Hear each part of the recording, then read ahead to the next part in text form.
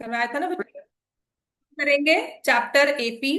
और हम बात कर रहे थे टर्म्स की। Terms of AP, which of the following sequence is an AP, तो उसमें 1 मार्क के क्वेश्चंस में आया भी हुआ है, if this sequence is an AP find the common difference.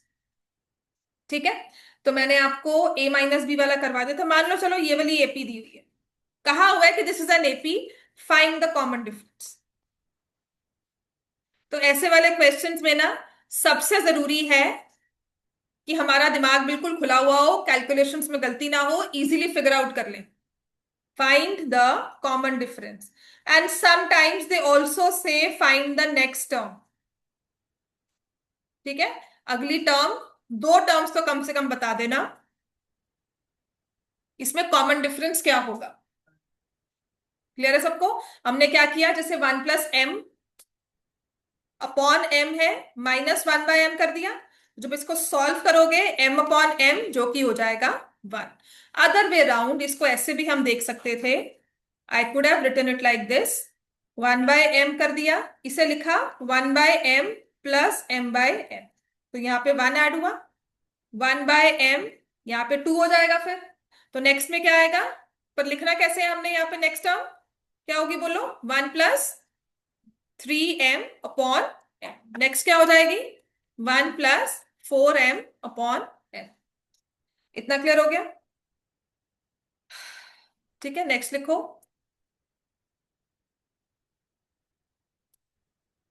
ये कर लिया था हमने शायद। √27, √48, √75 are the three terms in AP. बताओ, are these three terms in AP? Yes. Find the common difference and the next two terms.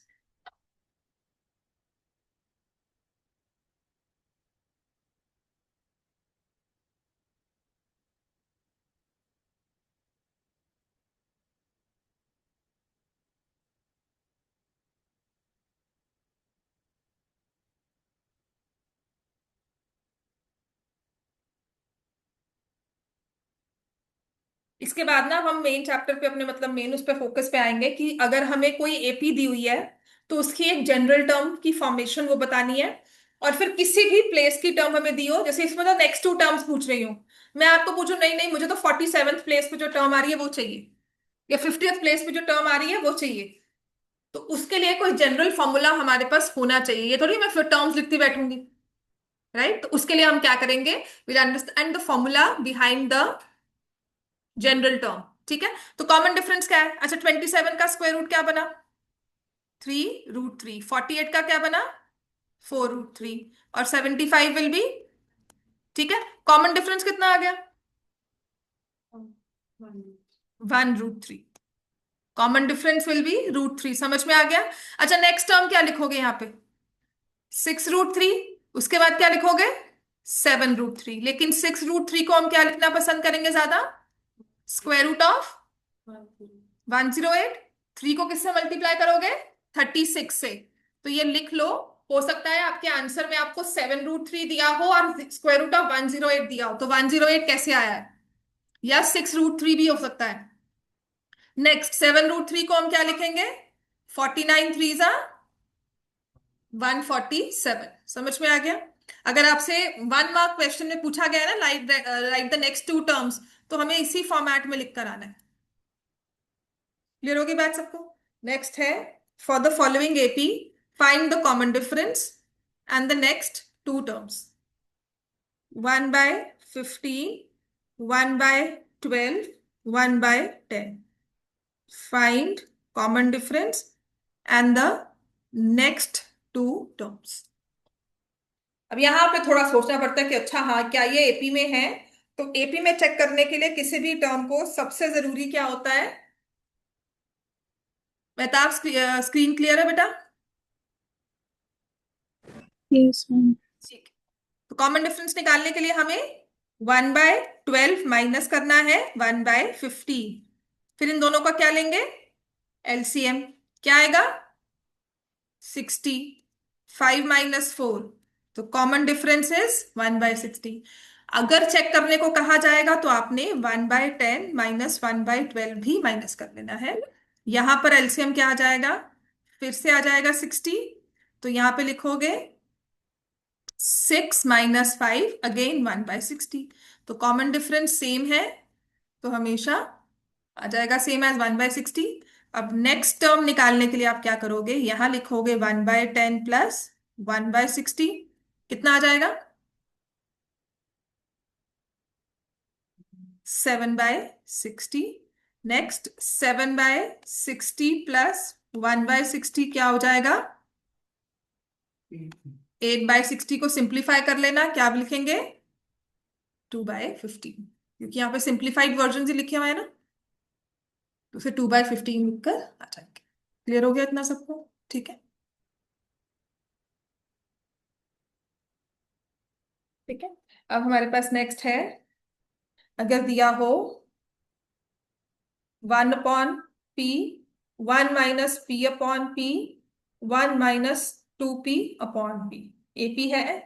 अगर है तो आपको बताना है नेक्स्ट टर्म्स हमारे पास क्या है।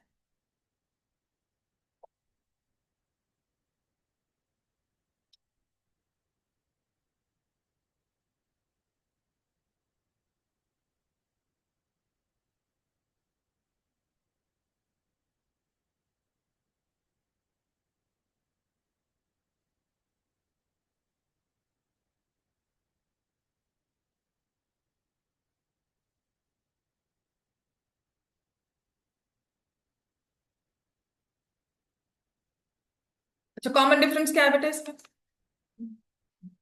-1, है ना? तो नेक्स्ट टर्म अब डायरेक्टली लिख दोगे तो क्या आ जाएगी? 1 - 3p/p, 1 - 4p/, जनरल। चलो ये तो अभी अभी लिखे रखते हैं, इसमें आ जाओ। क्या ये एपी में है?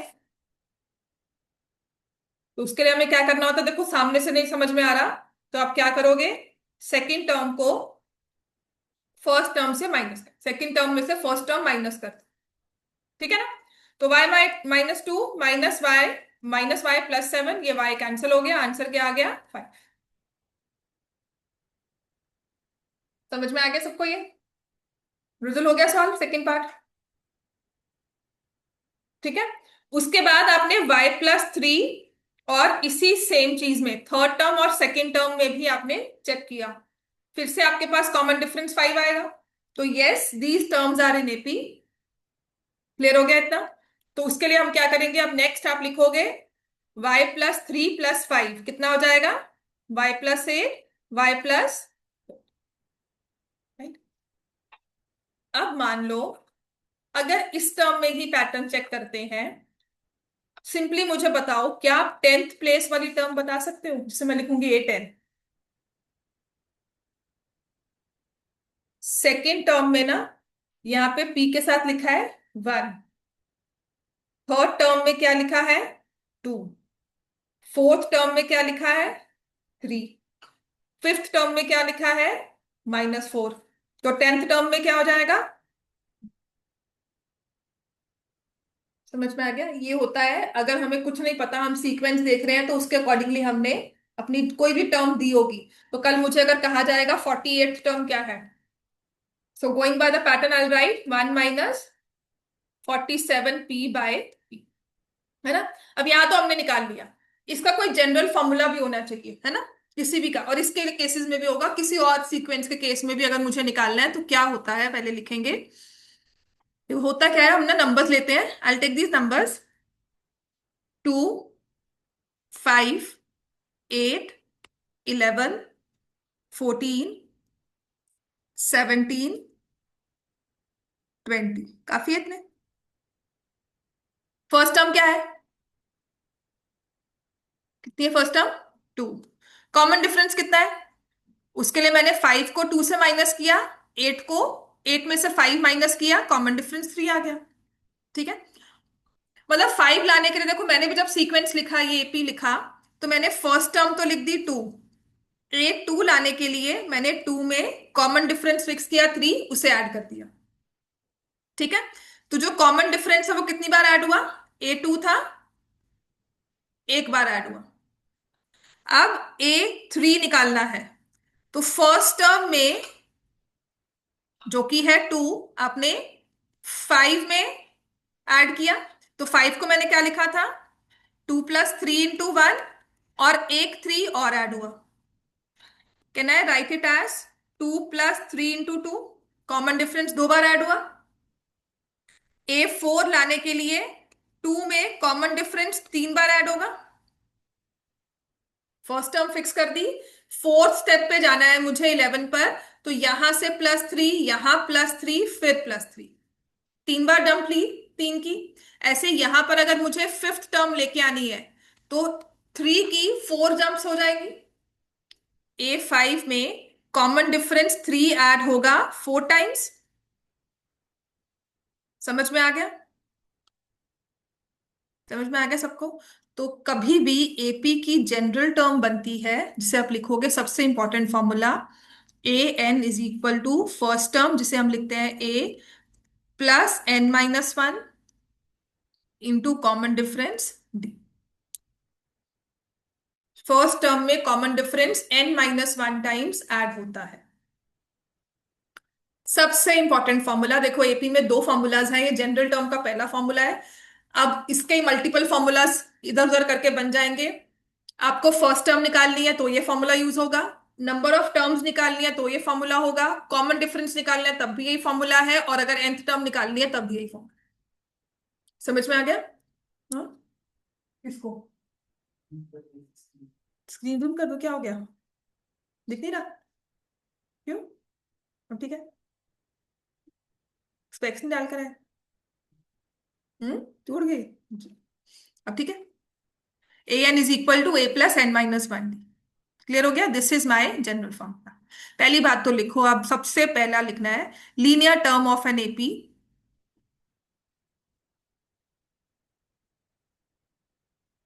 ठीक है?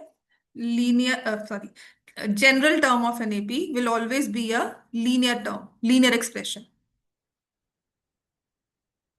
General term of an AP is a linear expression, linear polynomial. Linear क्या होता है?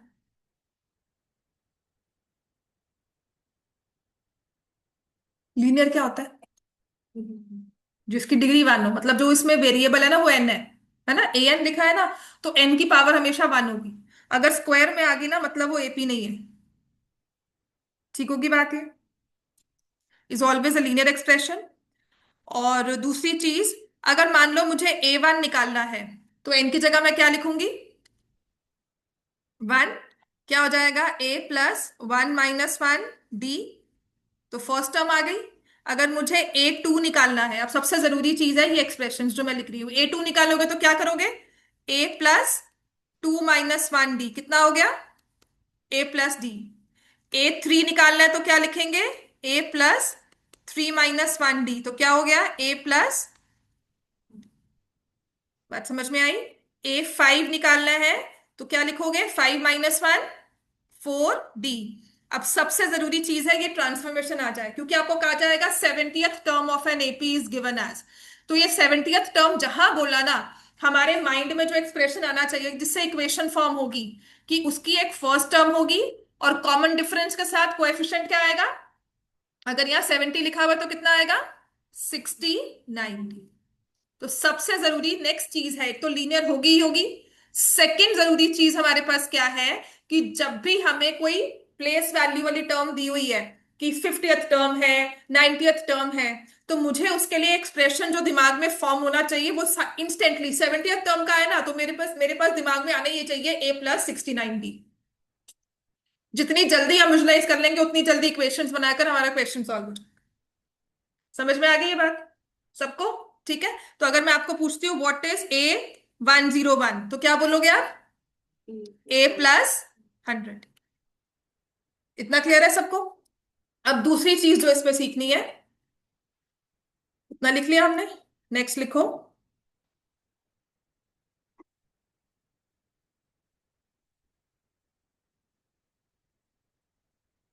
मान लो हमें दिया हुआ है 3 टर्म्स आर इन एपी, जो कि है A B एंड C। तो इसकी सॉल्विंग हमेशा पता कैसे होती है? आपने क्या करना है, आपने हमेशा कॉमन डिफरेंस निकालना है। B minus A is equal to C minus B. ये वाला क्वेश्चन अगर 3 टर्म्स एपी में दिए होते हैं ना, ये 1 मार्कर्स में होता है कि fine if I say 2p and 7 are in AP, find the value of p। तो सबसे आसान आपने क्या करना है, इसका एग्जांपल लिख लो। p minus two is equal to 7 - p। Trust me, ये क्वेश्चन पूरा एपी चैप्टर करवा दूंगी, टेस्ट में डालूंगी ना, फिर भी कोई ना कोई आएगा या सारे होते हैं कि ये कैसे सॉल्व होता है। ये बोर्ड तक में आया हुआ क्वेश्चन है। आपको तो मैंने 2p7 दिया है ना, वो p-1, p-2, p-3 दे देगा। These terms are in AP, find the value of p। समझ में आ गया? तो आपने इसमें क्या लिखा, ये आ गया 2p is equal to 9, p is equal to 9/2। तो यहां पर जो मिडिल टर्म है वो क्या हो जाएगी, 9/2। ये बहुत जरूरी है।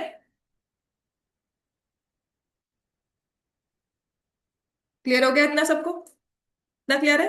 अब और जनरल टर्म का जो हमें क्वेश्चन आता है, ठीक है, तो क्या करते हैं, हम कहते हैं कि हमने ना आपको एक जनरल टर्म दी है एपी की, as 3n - 5, find the first 3 terms. फिर ये चीज पूरी एपी करवा दूंगी, नहीं समझ में आएगा कि हाँ जी ये A1 कैसे निकालना होगा, मैम इसमें A1 कैसे निकालना है, क्या करेंगे A1 निकालने के लिए? मैं कह रही हूँ A1 निकालना है, तो ये n की जगह मैंने क्या लिख दिया, 1। सो 3 × 1 क्या आ जाएगा? समझ में आ गया? तो अगर मुझे कहा है A2 निकालो, तो आपका जो ये जनरल एक्सप्रेशन था ना, A+n - 1d, इसमें ना ए और डी की वैल्यू पुट करके कुछ ऐसा हमारे पास एक्सप्रेशन आ गया। तो फर्स्ट टर्म क्या है, आपने एन को पुट किया 1 -2, ठीक है। फिर एन को क्या पुट करना है, 2, तो क्या आ जाएगा 1। A3, बात समझ में आ गई?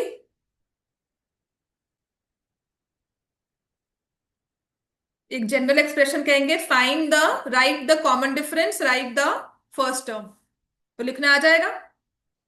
कॉमन डिफरेंस क्या है इसमें, +3। समझ में आ गई बात सबको? एपी देखकर पहली बात तो कॉमन डिफरेंस, फर्स्ट टर्म, ये हमें क्लियर होना चाहिए। नंबर ऑफ टर्म्स कितनी है, कौन सी टर्म पूछी है, उसके हिसाब से एक्सप्रेशन फॉर्म करना आना चाहिए। अगर ये कुछ चीजें हमारी क्लियर हो गई, तो हमारा पूरा एपी का चैप्टर ही क्लियर है हमारे लिए। ठीक है। अब नेक्स्ट इसमें है, अगर मान लो मुझे दिया हुआ है, find the common difference if general term of an AP is given as 2n+3, find common difference. अभी बुक से ही करेंगे इसके बाद।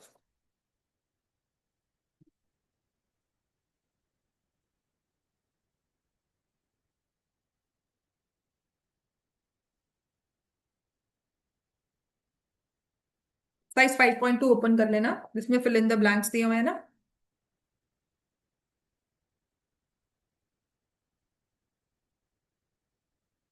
2n+3 दिया है ना। कॉमन डिफरेंस निकालना है, कॉमन डिफरेंस के लिए आई फाइंड A1। A1 के लिए हम क्या करेंगे, 2 × 1 + 3, 5। A2 के लिए क्या करेंगे, 2 × 2 + 3, 7 आ जाएगा। कॉमन डिफरेंस को क्या लिख दोगे, 7 - 5 एज 2। बुक्स ओपन करो अपनी, exercise 5.2, first question. Exercise 5.2, question number 1, एक टेबल बनाकर दिया हुआ है, जिसमें हमें कहा हुआ है कि ए, डी, एन और ए एन कुछ इस तरह से दिया हुआ है। फर्स्ट पार्ट में ए की जगह लिखा हुआ है 7, डी लिखा हुआ है 3, एन लिखा हुआ है 8, ये वैल्यू निकालिए। This is my first part. Second part में है, यहां दिया हुआ है -18, यहां ब्लैंक है, ये 10, और यहां लिखा हुआ है 0। हाँ जी, जब भी ऐसा क्वेश्चन कुछ हो, ये हमारी सिर्फ एक प्रैक्टिस एक्सरसाइज है, यहाँ का वैल्यू हमें फिल करना है। तो यहाँ पे देखो ए एन कहा है ना, आपने क्या करना है, ये फॉर्मूला अपने पास लिखना है। ठीक है, ये वैल्यू हमें निकालनी है। ए कितनी दी हुई है, 7। एन कितना दिया हुआ है, 8। कॉमन डिफरेंस कितना दिया है, करूँ सॉल्व, कितना आएगा?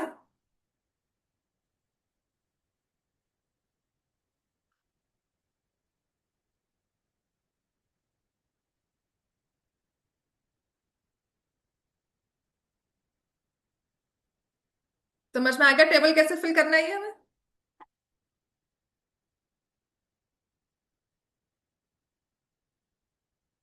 सेकंड पार्ट में ना आप कॉमन डिफरेंस निकालना है, तो वही फॉर्मूला देखो, कुछ नहीं है और एपी में यही एक फॉर्मूला है, इसके बेसिस पर ही क्वेश्चन मुश्किल से मुश्किल सॉल्व करवा लो। तो आपको ए एन दिया हुआ है 0, ए दिया हुआ है -18, एन दिया हुआ है 10, -1, कॉमन डिफरेंस निकालना है।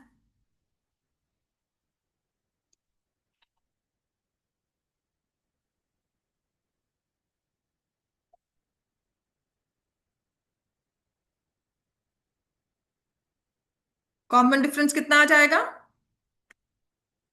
ठीक है, अब मैं थर्ड पार्ट लिख रही हूँ, तुम्हारे पास बुक नहीं है। क्यों नहीं है? भूल गए क्यों? थोड़ा सा ट्रैक पे आ जा, मैथ्स में नंबर आ जाएंगे हमारे, मतलब फुल मार्क्स आ जाएंगे, जो गलतियां होती है ना वो गलतियां नहीं रहेंगी। और सच में कह रही हूँ, नाइन्थ की मैथ्स और टेंथ की मैथ्स में बहुत फर्क है। टेंथ की मैथ्स ना आप सिको मतलब वो कर सकते हो कि बस इतना कर लिया ना काफी है। नाइन्थ में होता है ना और कर ले, हम ज्योमेट्री भी और कर लें, इसको भी और कर लें। और नाइन्थ टेंथ में आके क्या होता है, ज्योमेट्री इतनी कर ली ना, तो पता है कि कोई भी क्वेश्चन आएगा आप सॉल्व कर लोगे। मैं आपको सारी टाइप्स भी करवा दूंगी ना, उसमें से 3-4 क्वेश्चंस बार बार रिवाइज करने होंगे, बाकी सब एक जैसे हैं। जैसे एपी है ना, आप कहोगे कि एपी में एक्स्ट्रा कुछ आ गया, बात वही है, टर्म की बात की जाएगी, आपकी कैलकुलेशंस ही है उसमें। तो फोर्थ पार्ट में देखो, यहाँ लिखा हुआ है -18.9, 2.5, ये ब्लैंक दिया हुआ है, और यहाँ लिखा हुआ है 3.6। हाँ जी, ये निकालना है इसमें, है ना? तो हम लिखेंगे -5 a +17 इंटू कितना हो जाएगा? -5 +51, क्या आएगा आंसर यहाँ पे?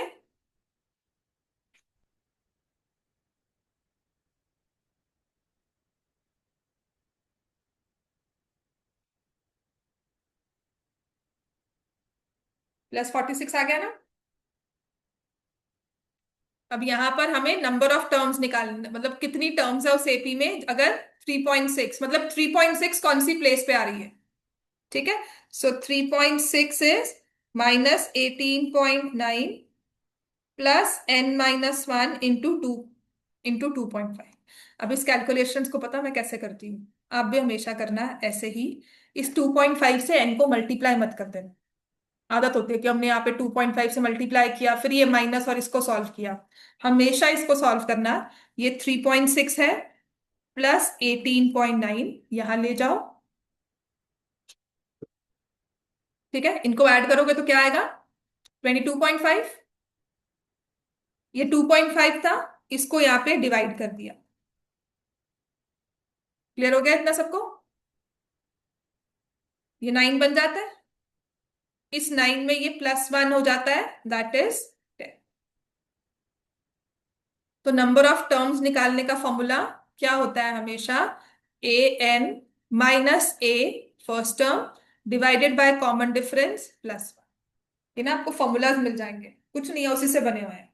कोई भी एक्स्ट्रा वो क्या, आगे कॉम्पिटिशन में जाओगे ना आपको शॉर्टकट सिखाएंगे कि ये शॉर्टकट है। शॉर्टकट कुछ नहीं है, उसी फॉर्मूला से बना हुआ है। ठीक है, राइट? जैसे मैं 1 से 50 तक नंबर्स काउंट कर रही हूँ कि कितने नंबर्स लिखे हैं मैंने, अगर 1 से 50 तक लिखे हैं तो how many numbers I have written, तो आप क्या बोलते हो? 50 नंबर्स लिखे हैं, 1 से लेकर 50। ठीक है, तो अगर मैं कह रही हूं कि I am writing multiples of 2, पहला नंबर लिखा है 2, और मैं लास्ट लिख रही हूँ 48, so how many multiples I have written? तो उसका लॉजिक पता क्या होता है कि मल्टीपल्स ऑफ 2 में डिफरेंस होगा 2 का। ठीक है, तो मैं दो दो के स्टेप लेके आगे चल रही हूँ। मेरी जंप जो है वो 2 सेंटीमीटर लॉन्ग है, तो मैं 48 तक पहुंची, 2 से स्टार्ट होकर जंप लिया 2 का, so what are the number of steps? उसमें +1 कर देंगे। समझ में आ गया? 0 से स्टार्ट किया, फिर 2 पे आए, फिर 4 पे आए, फिर 6 पे आए, तो उसके लिए +1 कर दिया, नंबर ऑफ जंप्स फाइंड करते हैं। क्लियर हो गया इतना? चलो आ जाओ, इसका लास्ट पार्ट है, फिफ्थ पार्ट, जिसमें हमें दिया हुआ है first term as 3.5, common difference 0, 105th term निकालनी है। वैसे भी अगर कॉमन डिफरेंस 0 है तो 105th टर्म क्या हो जाएगा? कितना होगा फिफ्थ पार्ट में? Common difference is 0, this is a, number of terms है 105, need to find a n. क्या आ जाएगा? 3 पॉइंट।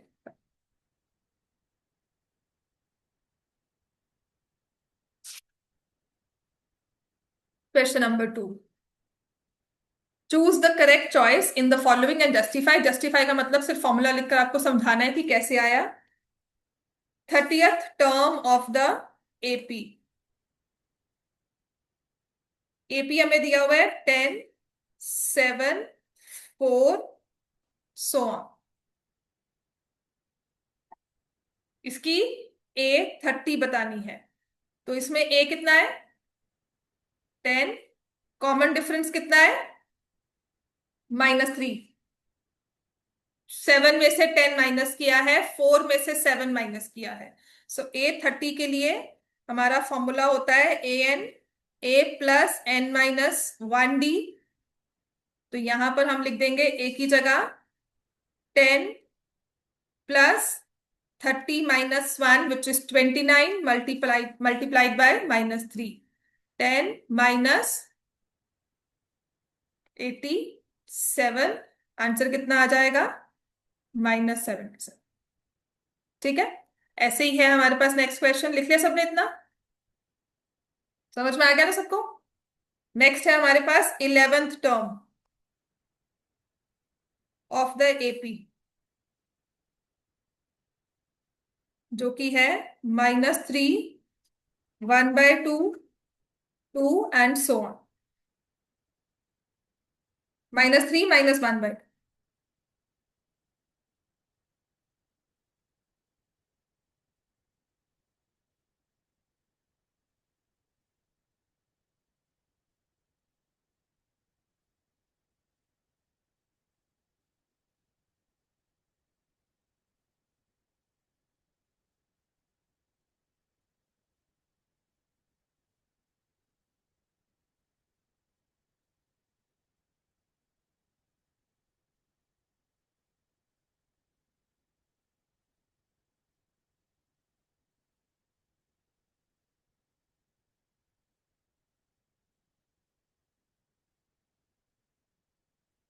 क्या आंसर आएगा? 22। थर्ड क्वेश्चन, इसका देखो फर्स्ट पार्ट या इसके कोई भी पार्ट ना 1 मार्कर्स में क्वेश्चन में पेपर में आ जाते हैं। जैसे कि उसने लिखा है कि मिसिंग बॉक्सेस फिल करो if the numbers are in AP 2 dash फिर 26, तो मैंने यहाँ पे एक्स ले लिया। ये चीज सच में कहती हूँ, पूरी एपी कर लोगे, एमसीक्यू में या फिर 1 मार्क में क्वेश्चन आएगा ना, कंफ्यूज रहोगे करना कैसे है।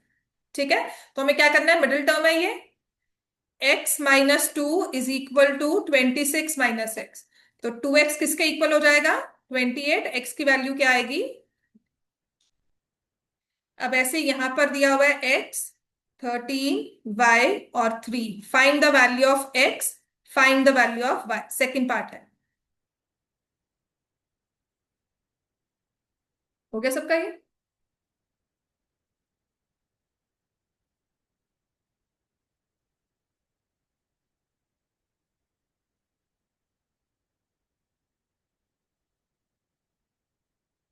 ये सेकेंड टर्म है और ये फोर्थ टर्म।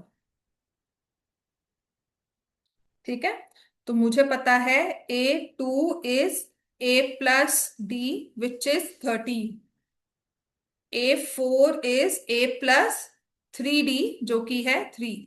इतना फॉर्म करना आ गया। अब ये क्या लग रही है हमें, किस कैटेगरी में डालोगे? Chapter 1, chapter 2, chapter 3, chapter 4? कौन सा चैप्टर है ये? चैप्टर 3, लीनियर इक्वेशंस इन 2 वेरिएबल्स। हो जाएगा ना सॉल्व? तो इनको हमने सब्ट्रैक्ट कर दिया, ये कैंसल, -2D, 13 - 3 कितना होता है? 10, कॉमन डिफरेंस कितना आ गया? -1। तो आप बता सकते हो फर्स्ट टर्म कितनी थी इसकी? कॉमन डिफरेंस -5 है ना। तो यहां से यहां तक पहुंचने के लिए -5 किया होगा, तो यहां क्या लिखा होगा? एक्स की जगह क्या लिखा होगा? 18। और वाई की जगह क्या आ जाएगा, सॉरी? 13 - 5। क्लियर हो गया इतना? समझ में आ गया? ठीक है, अब नेक्स्ट हमारे पास है थर्ड पार्ट में लिखा है 5। फिर दो मिसिंग नंबर्स हैं एक्स एंड वाई, और फोर्थ टर्म दी हुई है 9.5। करेंगे सॉल्व इसको। ये फर्स्ट टर्म, ये सेकंड टर्म, ये थर्ड टर्म, और ये फोर्थ टर्म। फिर कुछ नहीं समझ में आया ना जब एपी में, उसकी जनरल टर्म का फॉर्मूला अपने पास लिख लो। कुछ नहीं समझ में आया ना, जनरल टर्म साइड पे लिख लो। फिर देखो मुझे A4 दिया हुआ है, जो कि होता है A + 3D। तो A4 की वैल्यू कितनी दी हुई है? 9.5। A1 वैल्यू मतलब A, उसकी वैल्यू कितनी दी हुई है? 5। अब देखो single equation in one variable, कर लेंगे ना सॉल्व। सो D कितना आ जाएगा?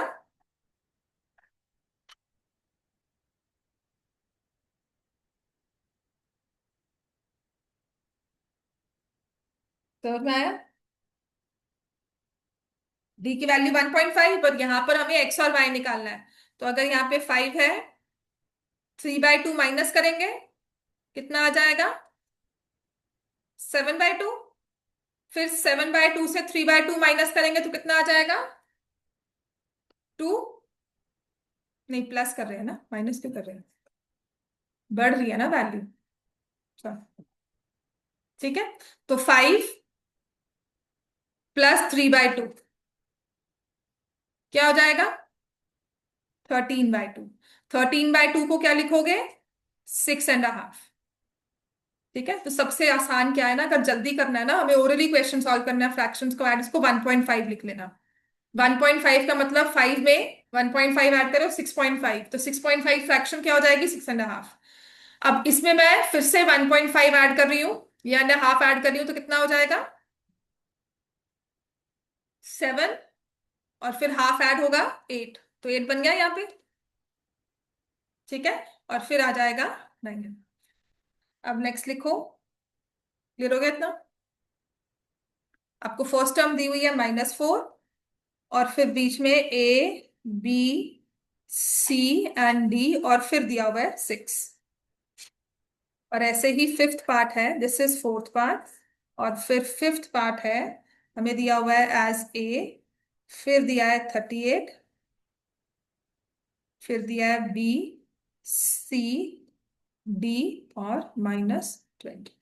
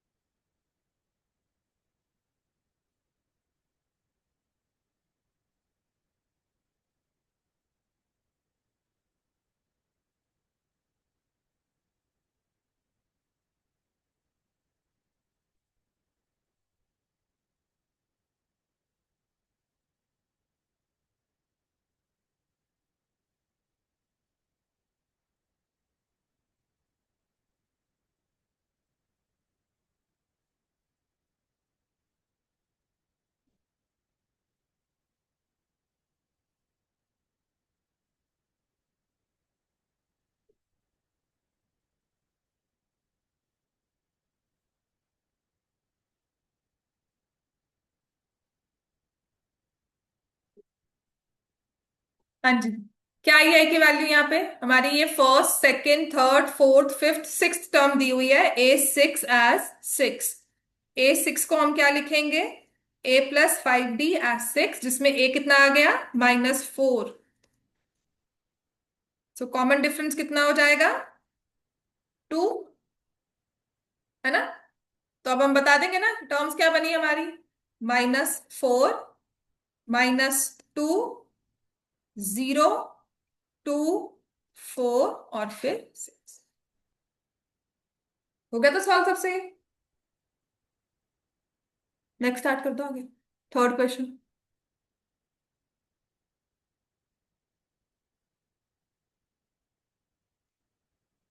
फोर्थ क्वेश्चन कर लो, फिफ्थ करो।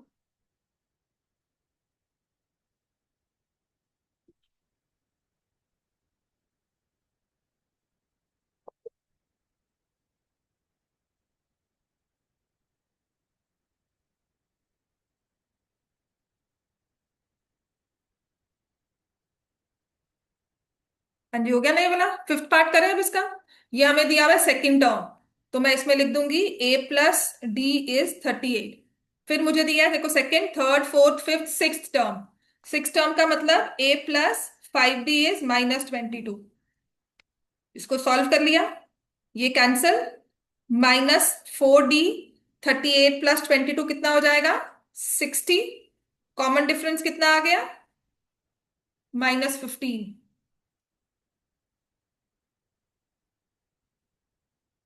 ठीक है ना? तो यहां पे +15 करेंगे, 53। 38 तो है ही है यहाँ पर, है ना? फिर -15 करेंगे 38 में से, 23। 23 में -15 करेंगे, 8। 8 में -15 करेंगे, -7, और फिर आ जाएगा -22। समझ में आ गया? एपी में इसके अलावा सच में कह रही हूँ, अभी पूरी एक्सरसाइज ना हमारी इसी कॉमन डिफरेंस और इसी जनरल टर्म पे बेसिस पर है। अब हमारे पास क्वेश्चन नंबर 4 है, देखो। विच term of the AP is 78? कि हमें एक एपी दिया हुआ है जिसमें दी हुई है टर्म्स 3, 8, 13, 18, ऐसे ही सो ऑन करते हुए टर्म्स बन रही है। इसमें कहीं आकर एक टर्म आती है 78। अब बताओ कौन सी टर्म है, मतलब कौन से प्लेस पर है। ठीक है, तो जनरल टर्म होता है a+n-1d। अब फॉर दिस एपी ए कितना है? 3। कॉमन डिफरेंस कितना है? 8 - 3, 5। समझ में आ गया? अब आपको ए एन दिया हुआ है 78, हम यहां पे वैल्यूज पुट कर देंगे।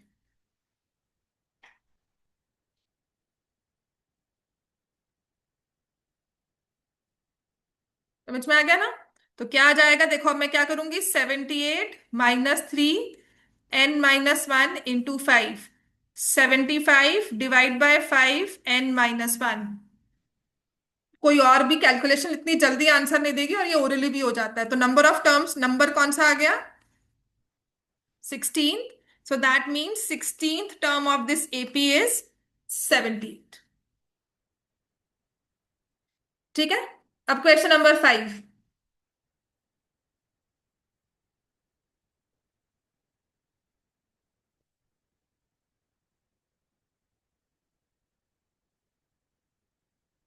फिफ्थ क्वेश्चन स्टार्ट कर दो। हो गया ही। फिफ्थ क्वेश्चन लिखो। आपको देखो एपी दिया हुआ है 7, 13, 19, ऐसे ही करते करते 205 पर पहुंच गए। कहते हैं how many terms are there in this AP. ठीक है, तो बताओ ए कितना है इसमें? 7। 7 दिया हुआ है। ए कितना है? 7। कॉमन डिफरेंस कितना है? ठीक है, बिल्कुल 6। और ए एन दिया हुआ है, लास्ट टर्म दी हुई है ना इसकी, है ना? तो वो कितनी है? 205। फिर आपने फॉर्मूला लिख देना है a+n-1d। So an 205, 7 n-1। तो अगर मुझे ये एमसीक्यू में आएगा तो मैं डायरेक्टली क्या लिखूंगी, 205 - 7, कॉमन डिफरेंस है, डिवाइड कर दिया, +6।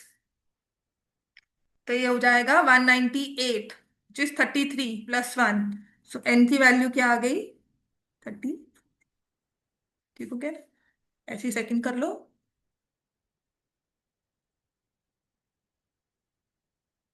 कितना लिखा है इनकी वैल्यू? 31 कैसे आई है?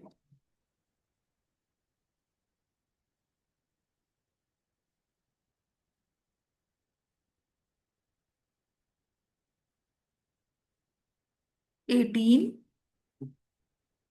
हम्म। हम्म। और सो ऑन करते हुए पहुंच गए -47। ठीक है। तो इसमें फर्स्ट टर्म है 18, लास्ट टर्म है -47। कॉमन डिफरेंस निकालना है, तो बहुत ध्यान से निकालना। देखो आप क्या कर रहे हो, 15.5 से 18 सब्ट्रैक्ट कर रहे हो। तो कॉमन डिफरेंस प्लस में आएगा या माइनस में? माइनस में आएगा। 18 और 15 में डिफरेंस होता है 3 का, 0.5 और सब्ट्रैक्ट किया तो 2.5 आया। आप उसे 2.5 भी लिख सकते हो, या 2.5 या 5/2 भी लिख सकते हो। ठीक है। तो अब an = an-1d -47 18।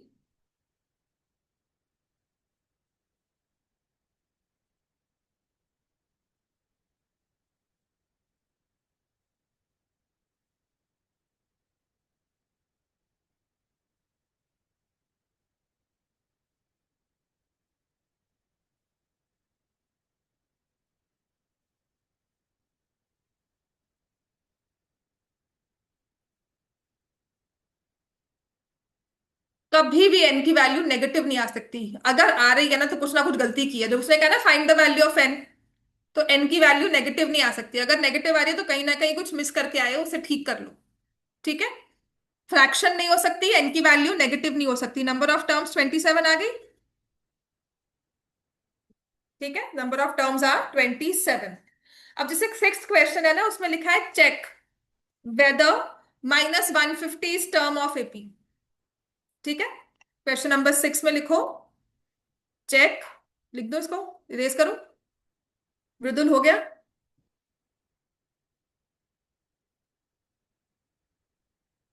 Check if -150 is term of this AP, जो कि हमें दी हुई है 11 8 5 2 सो ऑन। ठीक है, कि 150 कहीं ना कहीं आता है कि नहीं। तो मुझे पता है कि जो एपी है इसमें फर्स्ट टर्म क्या है, एपी दी हुए नंबर्स दिए हुए हैं, फर्स्ट टर्म क्या है 11। कॉमन डिफरेंस कितना है -3। और जो टर्म बताई हुई है वो है -150। तो अगर ये एग्जिस्ट करती है तो एन की वैल्यू कोई ना कोई आएगी हमारे पास, which should be a natural number. कोई नेगेटिव नहीं अलाउड, कोई फ्रैक्शन नहीं allowed. It should can not be zero also. ठीक है। तो a + n-1 d।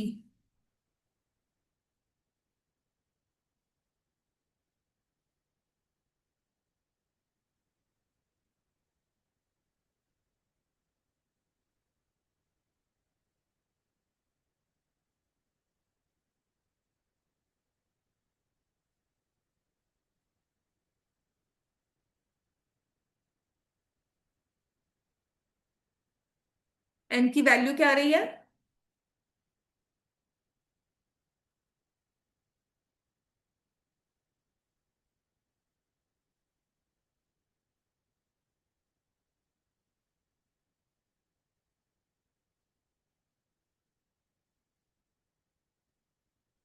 'हाँ जी, n की वैल्यू क्या आ रही है?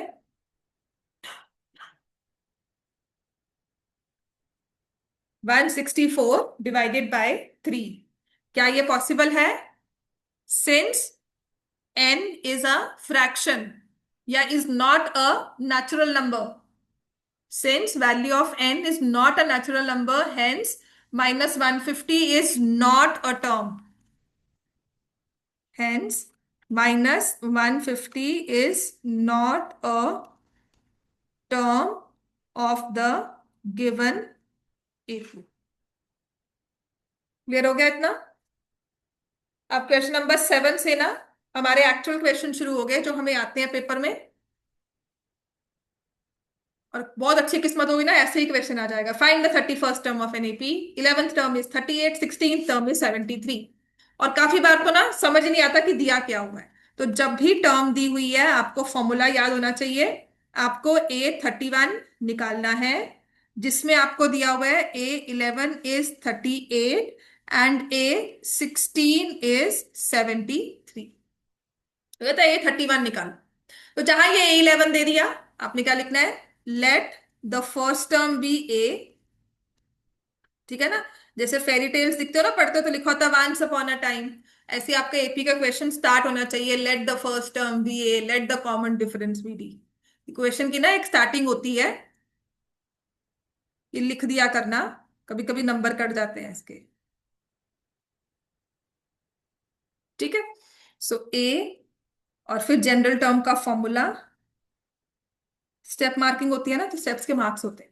जनरल टर्म का फॉर्मूला तो आप लिखोगे A11 is A plus 10D as 38, A16 is A plus 15D as 73। दो इक्वेशंस बन गए, ये सॉल्व कर लो। पूरी एपी यही है, इक्वेशंस बस फॉर्मूला से खुद फॉर्म करनी।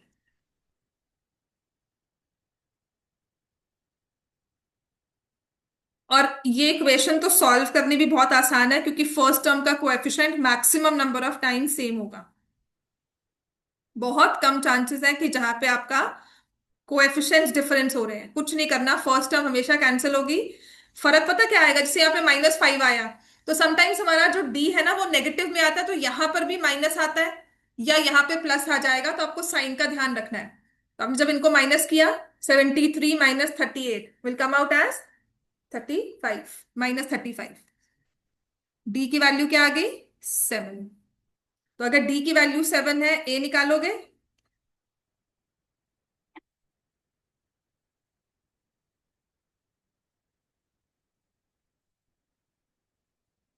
ए कितना आ जाएगा?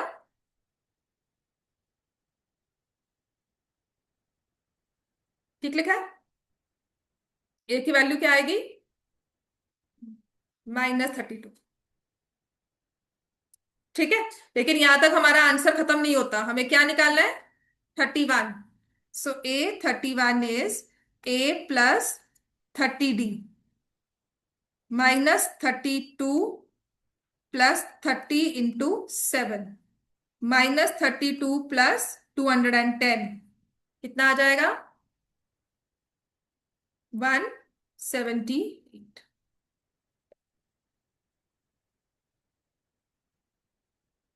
Question number 8।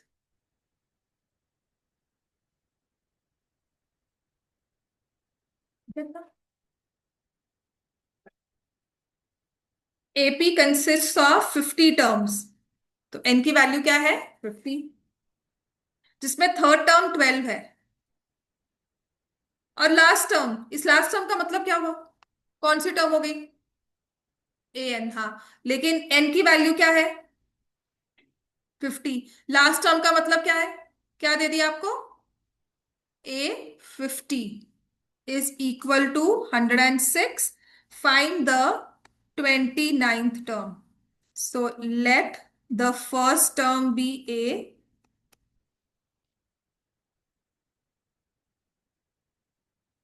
Late common difference be t. ठीक है। तो A3 दिया हुआ मतलब A प्लस 2D 12 के इक्वल है। A50 का मतलब A प्लस 49D 106 के equal.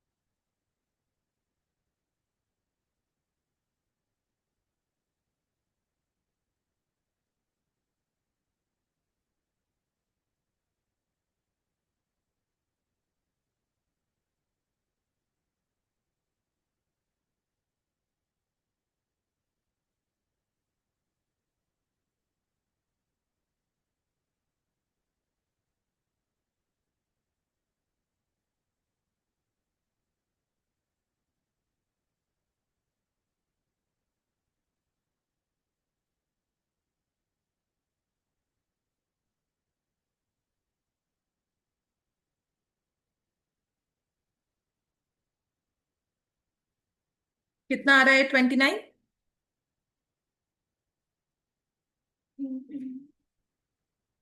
D+12। What is A29? यहाँ पर भी प्लस हो गया ना, ये भी खत्म हो गया फिर।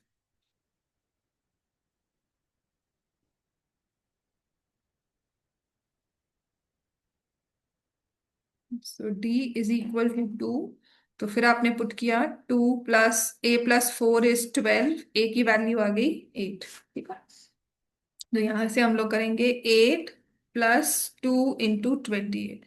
56 + 8 = 64। नेक्स्ट लिखो। 9th question. उसके बाद छुट्टी है, ठीक है। चलो कल क्लास नहीं रख रही फिर मैं। पर अगर मुझे लगा सिलेबस कंप्लीट नहीं हो रहा जितना एक्सपेक्टेड है ब्रेक होने के बाद भी, ठीक है। साइंस क्लास में ब्रेक अनाउंस हुआ, कब हो रही छुट्टी? 15 से। 15 डेज, 20 से करेंगे। 20 to 30। अभी वैसे ही बता रहा हूँ, शायद तो नहीं सुनी। मैम को बोलो 10 से कर लो। माने जाकर पेपर नहीं है, एग्जाम्स वगैरह नहीं है? नहीं है, कुछ भी नहीं है। जुलाई में कोई एग्जाम, स्कूल कब खुल रहे हैं? हाँ, क्योंकि स्कूल भी तुम्हारा खत्म हो जाएगा 8 जून में, है ना। तो इंस्टेंटली थोड़ी ब्रेक मिल जाएगी, स्कूल का काम भी सारा मैनेज कर लोगे, है ना। और घूमने वगैरह का कोई प्रोग्राम होगा तो वो भी कर लोगे, है ना। तो आप ऐसा करो, मैम को कहना 10 से 20 तक, अगर 10 दिन देने ऑफ तो 10 to 20 में दे दो इन बिटवीन। ठीक है, क्योंकि बाद में मानसून वगैरह शुरू हो जाते, जाना आना भी मुश्किल हो जाएगा। सीरियसली। राइट, चलो 9th क्वेश्चन करो। मैं इसलिए कह रही हूँ ना क्योंकि स्कूल से मेरे वाले पेपर्स आ जाएंगे, दो बच्चों के। सो थर्ड दिया हुआ है हमें एज 4। A9 दिया हुआ है as -8। Which term of this AP is 0? ठीक है, तो आपको n की वैल्यू निकालनी है। सो A+2D इज 4। A+8D is -8।